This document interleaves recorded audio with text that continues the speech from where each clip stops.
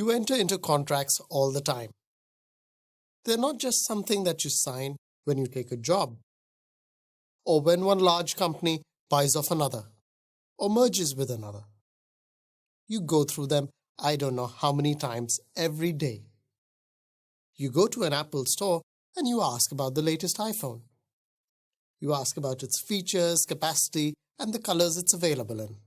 You then say, "Okay, I'll take it." That's a contract. Say you come out of your office in New Delhi. You have to go and meet a friend. You hail a cab. The cab driver parks next to you. You get in and say, "Take me to India Gate." That's a contract.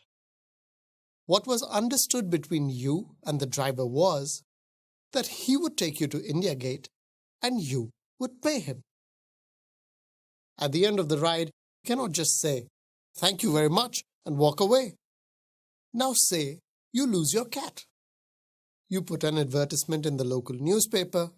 You advertise saying, "Lost, Missy the black cat with a blue collar. Reward offered ₹5,000. Missing from Harper Street since the 20th of June. A kind stranger comes along and finds your cat and then brings it to you. That's a contract. It was understood between you and the stranger that if he found your cat, you would pay him ₹5,000. Contracts, however, are not always that simple. Sometimes they do get a little complicated. Shweta, for example, loves listening to and collecting old vinyl records. She enters into an antique store and she notices that the store owner has a collection of old and rare records. She sees the price listed at ₹5,000 for each LP. She thinks to herself, it's too costly. Let me see if I can get it at a cheaper rate. She says to the shopkeeper, "I would love to have these records. I will give you ₹3,000 for 5 of them. The shopkeeper responds saying, "That's too little."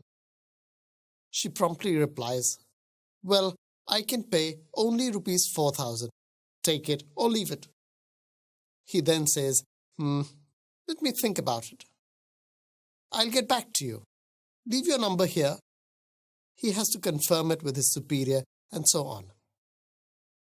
He then just forgets. 1 year later, the shopkeeper remembers. "There was a sale that I missed." He then comes and drops off the records at Shweta's house. He also leaves behind a slip saying, "You owe me ₹4,000. Strange, but does Shweta now have a contract? Is she bound to take these records? Is she liable to pay him ₹4,000? Is her offer to buy these records after 1 year still open? She may simply have bought more from another store or have changed her mind. Let's rewind a little to the moment when Shweta offered the shopkeeper ₹4,000. What if this time she just turned around to exit and the shopkeeper yelled, "Wait, we have a deal. I'll give you 5 records for ₹4,000.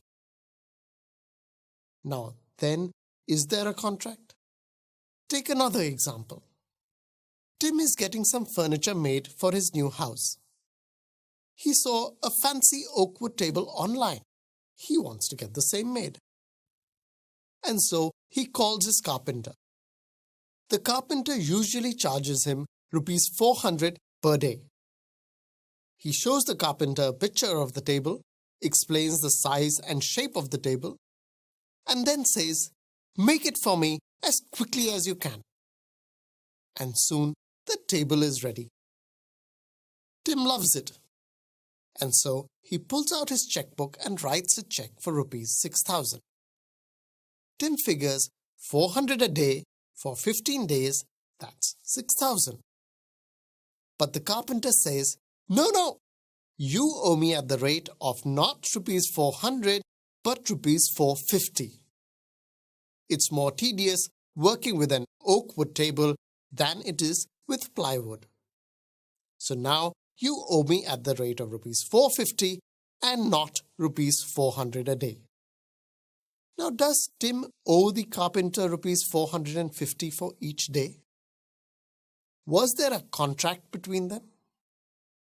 Was it understood between them that more work would mean a higher rate? If yes, then who is to decide what rate? Contracts not only include these questions, it can even get more and more complicated than this. We'll take a look at all of these questions throughout this course.